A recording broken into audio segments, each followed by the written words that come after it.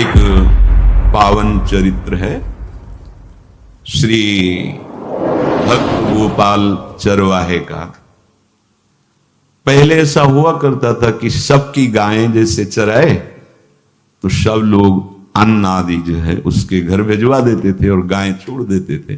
वो ग्वाला ही कहा जाता था। सैकड़ों लोगों की गाय चराता था और उसके घर में अन्न आदि जो आवश्यक सामग्री है भिजवा दी जाती थी।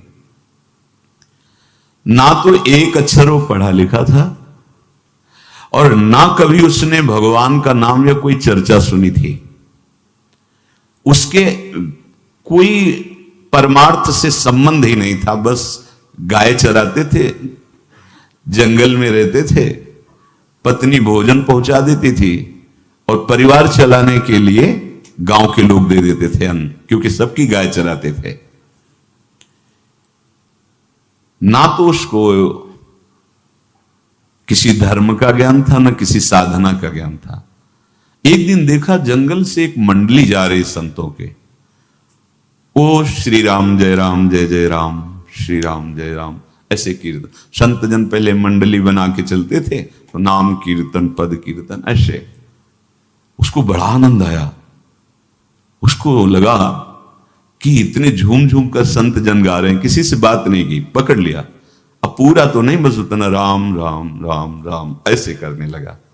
देखो कई बार कहा है यदि आप बिना गुरु मंत्र के भी नाम जप करेंगे तो नाम जप आपको गुरु तक पहुंचा देगा, क्योंकि गुरु प्रदत्त नाम भगवत साक्षात्कार कराता है।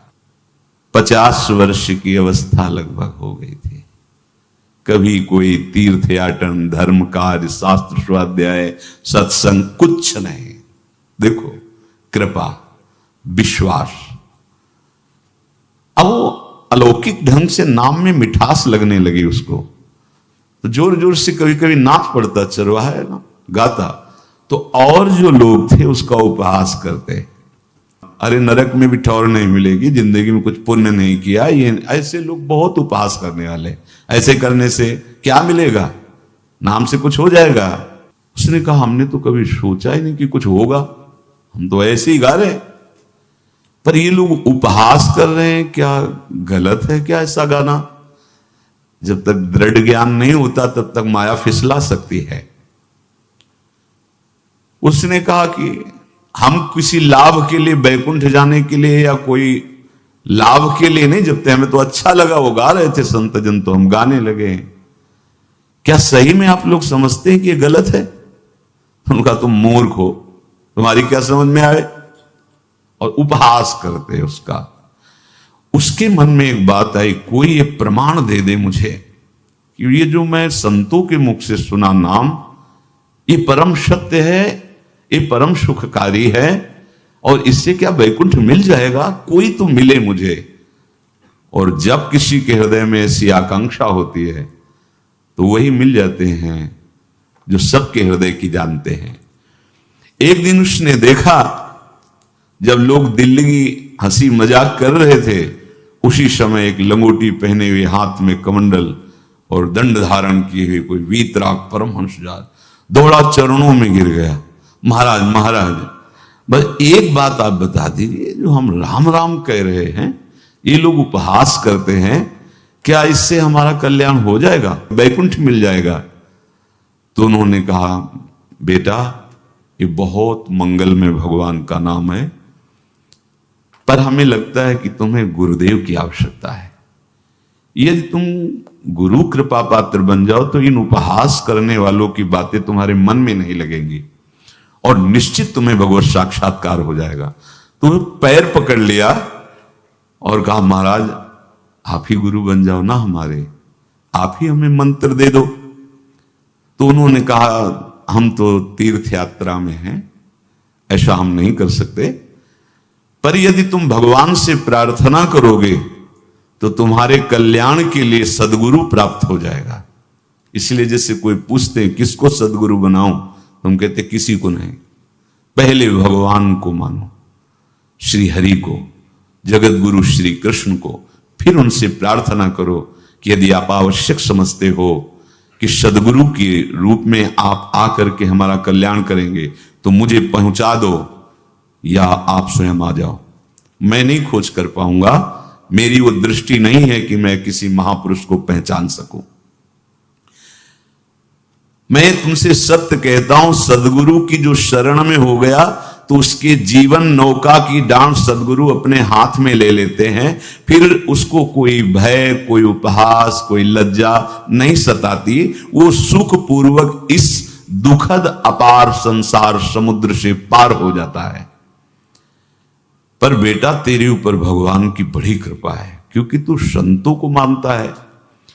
तू मेरी बात पर विश्वास कर ले, अंदर से तू एकांत में रो, तुझे सदगुरु मिल जाएंगे। अब ऐसा कहकर वो अपने राह में चले तीर्थ यात्रा के लिए।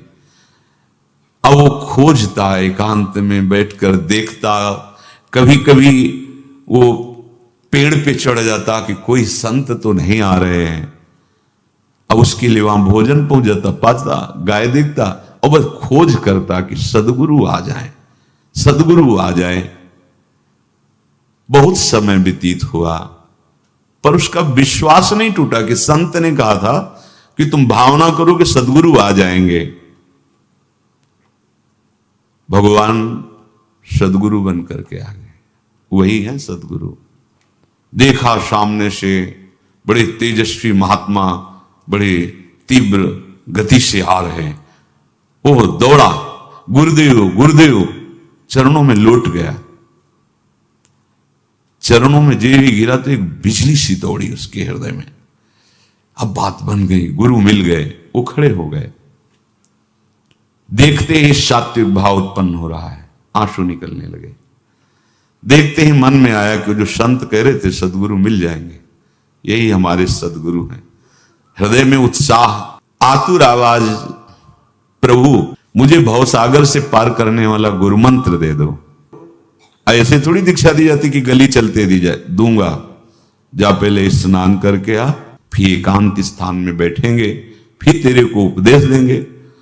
बोला महाराज, मैं जंगली आदमी हूं, गाय चराता हूं, हमारा घर बार से कोई आना जाना नहीं, यही भोजन आ जाता है।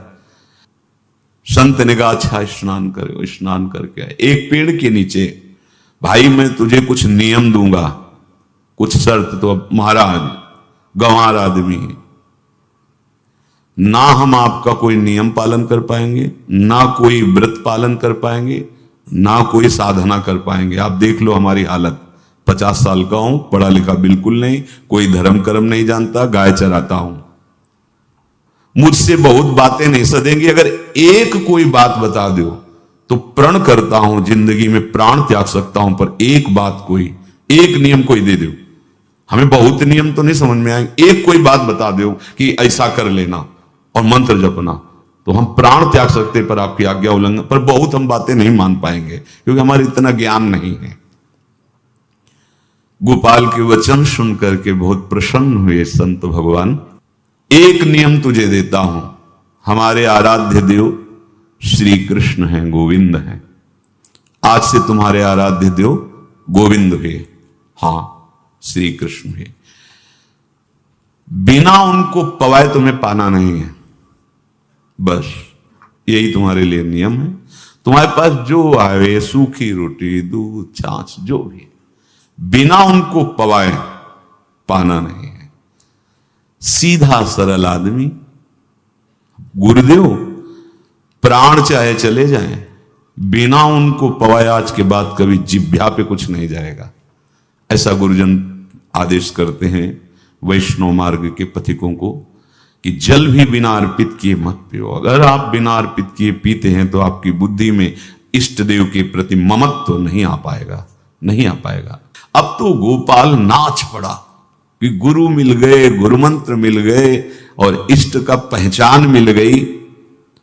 उसी समय घर से भोजन आया, वही कभी चटनी रोटी, ऐसे ही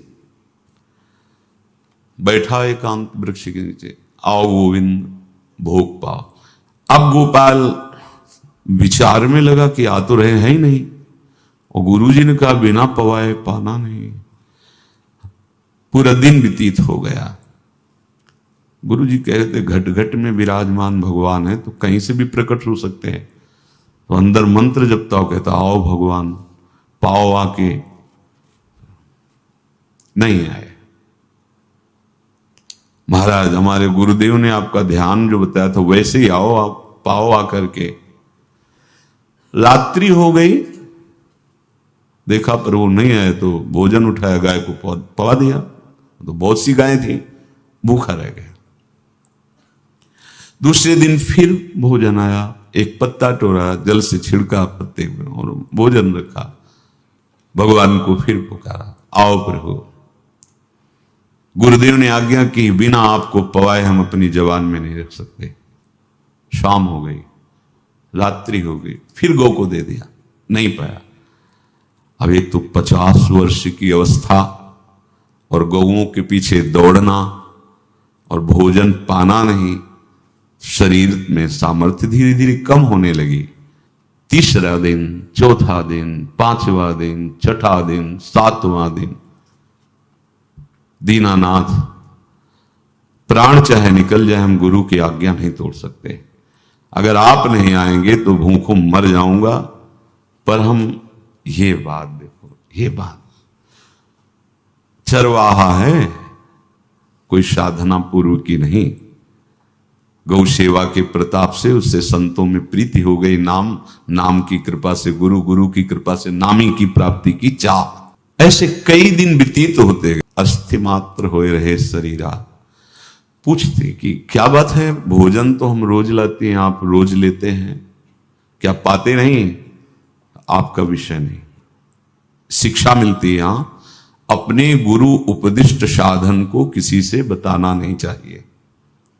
गुरु उपदिष्ट साधन जब तक सिद्धावस्था ना पहुंच जाए तब तक गुप्त रखा जाता है। जो जैसे आप सत्संग सुन रहे हो, इसमें कोई वचन आपको लगा, पकड़ लिया, अब वो जीवन में तभी बोलना जब उसका प्रभाव हमारे जीवन में आ जाए। नहीं, ऐसे नहीं बोलना, नहीं तो निकल जाएगा। और अगर रोक लिया तो मंथन करेगा अंदर और आपको उसमें स्थित कर देगा।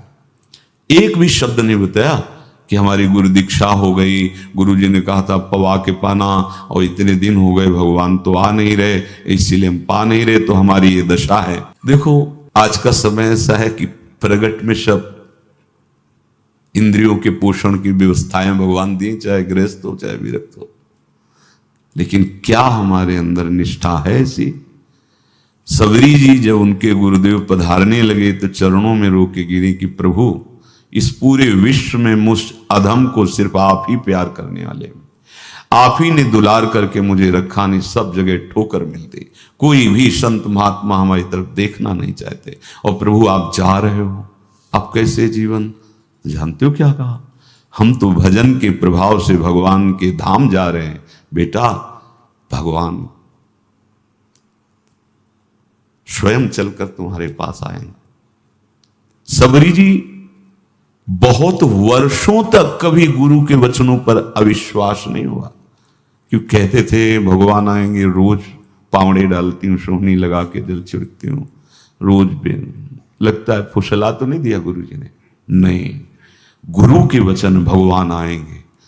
शायद ऐसा वर्णन कि शास्त्र हजार वर्ष सोचो जरा, और भगवान आए और सबरी को निहाल किया। ऐसे हो गुरुदेव ने कहा है भगवान आएंगे, जब तक वो ना पाएंगे तब तक हमने कहा है कि और उनका उद्देश्य अलग था कहने का कि आप भगवान को भोग लगा के पाइएगा और भजन कीजिएगा तो मंत्र के प्रभाव से तुम्हारे मानस पटल पर भगवान दिखने लगेंगे।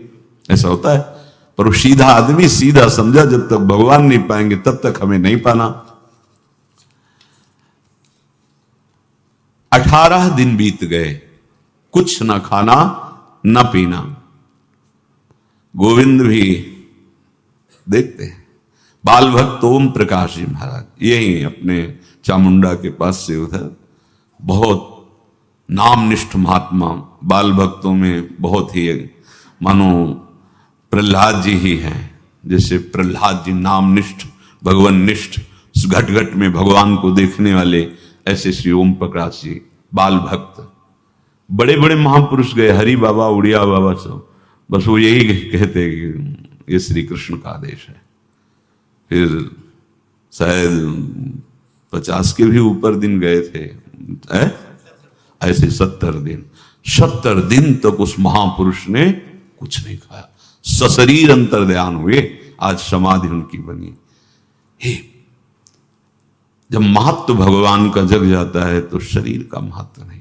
अच्छा, प्राणनाथ जब प्राणों का पोषण कर रहे हैं तो अन्न में भी तो प्राणनाथ की ही दी हुई शक्ति है, तो बिना अन्न के भी उनका पोषण हो रहा है।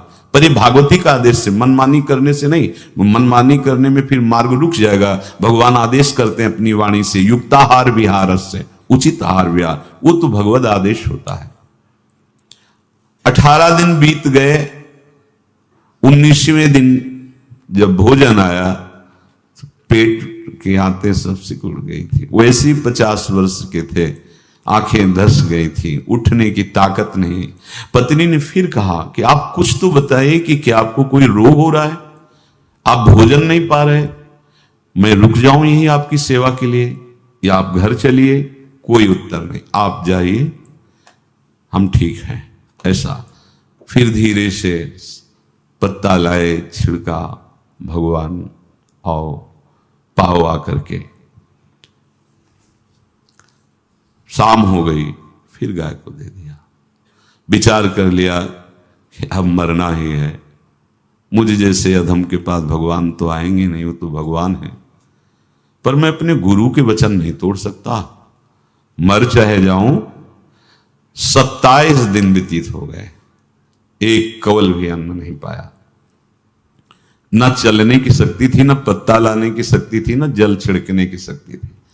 जिस पात्र में भोजन लाई थी, लेटे ही लेटे खोला और कहा, प्रभु मुझे पता है आप इस शरीर से नहीं मिलोगे, पर आप जान लो मैं अपने गुरु की आज्ञा का उल्लंघन नहीं करूंगा। ये मतलब जितने महान हुए हैं सब निष्ठाओं में निष्ठावान हुए हैं, अपने लोग फिसड्डी हैं। जरा सा कोई दुख, जरा सा कोई सुख, फिसल जाते हैं। प्राण अनंत जन्मों की बिगड़ी 27 दिन क्या होते हैं? क्या होते 27 दिन? अनंत जन्मों का जमा कूड़ा करकट भगवान साफ कर रहे हैं। ये जो तन्मयता, गुरु निष्ठा, जो प्राण भूख से व्याकुल, सब भस्म हो रहे हैं पाप अनंत जन्मों के। अनंत जन्मों, जैसे हम सोचे कि भगवान इतने निर्दयी कैसे हैं? नहीं निर्दयी, आत्मा को कुछ फर्क नहीं पड़ता। और शरीर ने जो किए हैं जन्म जन्मांतरों के, वो निष्ठा के कारण दुख नहीं पहुंचेगा।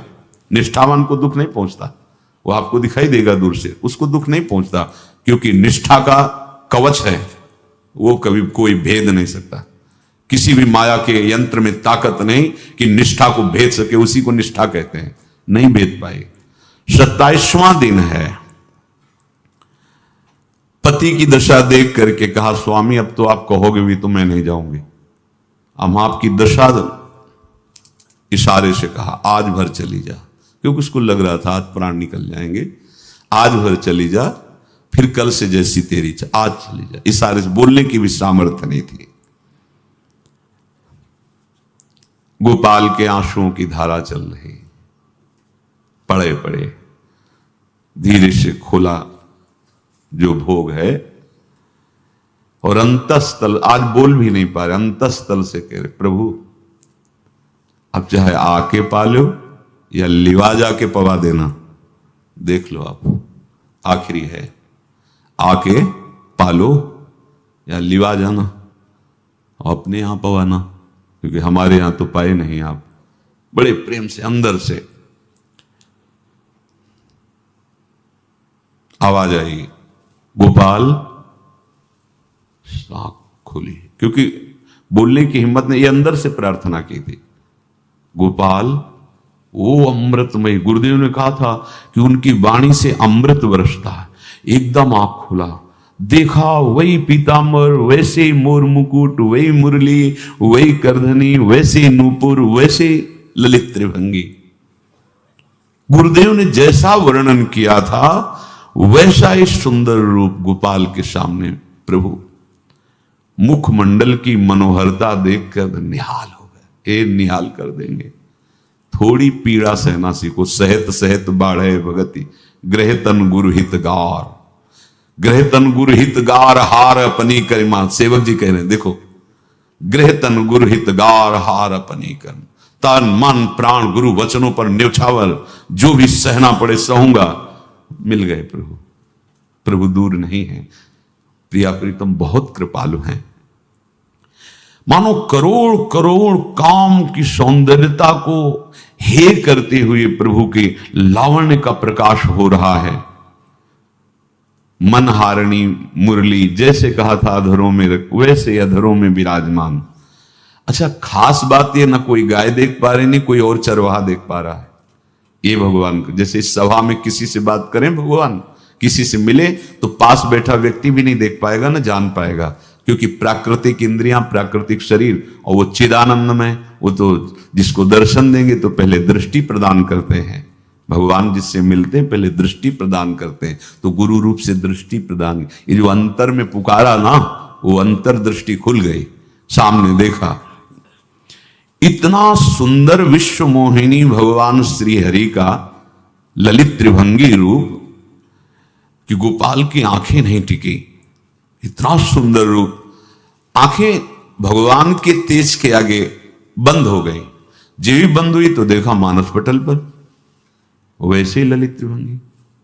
फिर खोला, देखा सामने भगवान मुस्कुराए, सामर्थ्य प्रदान की। देखो अर्जुन के साथ ही तो खेलते हैं भगवान सखा भाव से, रथाक रहे हैं, लेकिन भगवान का विराट स्वरूप देखने की सामर्थ्य अर्जुन में थी क्या? दिव्य दृष्टि प्रदान की। फिर भी कांप रहे थे अर्जुन जी भगवान की दिव्य दृष्टि संपन्न नेत्रों से उस विराट महिमा को देखकर कांप रहे थे अर्जुन। ये तो माधुर्य रूप प्रभु का है। उसने मानो इशारा किया प्रभु को कि हमारी सामर्थ्य में मैं शकील कर आ जाऊं, नजदीक आप आ जाओ। आ गए, अपना माथा प्रभु के चरणों में रखा, आंसुओं से भगवान के चरणों का प्रक्षालन कर रहा है। देखो गांव का गाय चराने वाला ग्वारा, जिसको कोई धर्म कर्म का ज्ञान नहीं, कोई भक्ति का ज्ञान नहीं, कोई शास्त्र का ज्ञान नहीं, भगवान ने फिर उसको उठाया और अपने हृदय से, ज्यों हृदय से लगाया, हष्ट पुष्ट स्वस्थ सब, अंतर बाहर पूर्ण, कोई पीड़ा नहीं, कोई दुख नहीं, बिल्कुल तेजस्वी स्वरूप। भगवान की स्पर्श की महान सामर्थ्य है। बाली ने बहुत मारा ना सुग्रीव को, तो कर परसात सुग्रीव शरीरा, जे इस पर सारी पीड़ा गई। भगवान अमृत सावी है, भगवान दिव्य चिदानंद भाव देने वाले हैं। अब तो सुरमुनि वांछित प्रभु की छाती से लपटा हो रहा है। ये ऐसा ना सोचो कि कहानियां हैं, ऐसा नहीं। ये सत्य विषय आप भी प्राप्त कर सकते हैं, इसी के लिए रोज सत्संग होता है। जब वो भगवान से लिपट कर छाती में अश्रु की बूंदे, तो भगवान ये था माम प्रपद्यन्ते, भगवान की अश्रुबूंदों से गोपाल का अभिषेक हो रहा है। मानो सुदामा मिलन हो रहा है जैसे। भगवान को दैन्य बहुत प्रिय है। तभी भाई जी महाराज कहते हैं पद में कि बुद्धिहीन बना दो हे भगवान, हमें बुद्धिहीन बना दो। ये जो बहुत बुद्धि चलती है ना, इसके लिए दौड़ भाग है। नहीं, सीधे प्रभु हमारे हैं, हम प्रभु के हैं। नाम जप आश्रय भगवत प्राप्ति निश्चित। भगवान बोले, प्यारे गोपाल अब तो रो मत, देख मैं तेरे प्रेम में पगी हुई ये जो सूखी रोटियां हैं अभी पाता हूं। और भगवान बैठ गए और उसके घर की जो रोटी थी उसे, देखो मुझे त्रिभुवन का कोई भी भोग प्रसन्न नहीं कर सकता गोपाल, मुझे त्रिभुवन का कोई भोग प्रसन्न नहीं कर सकता। इस बात को समझो। जिनको ये भ्रम हो कि हम अधर्म से कमा के 56 भोग लगा के प्रभु को प्रसन्न कर लेंगे, तो ये बात सुनो।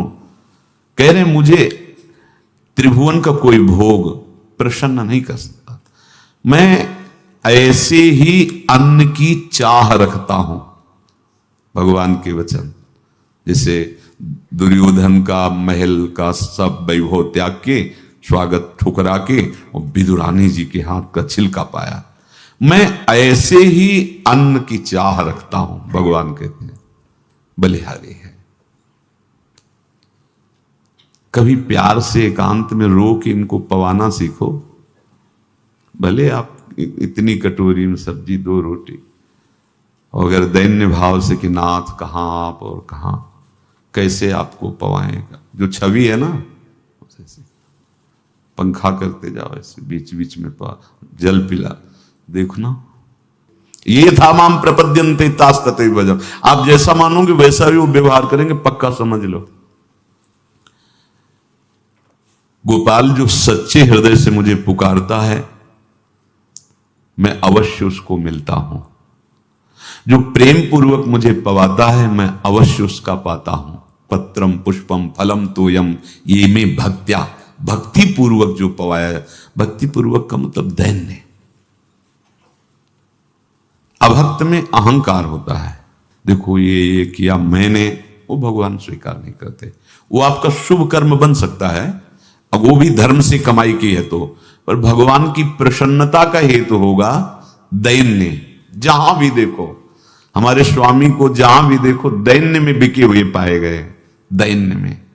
और ये दैन्य किसी बाजार में नहीं मिलती, ये दैन्यता बनावटी नहीं होती, ये वस्तुता हृदय की होती, भगवत प्रदत्त ही होती है।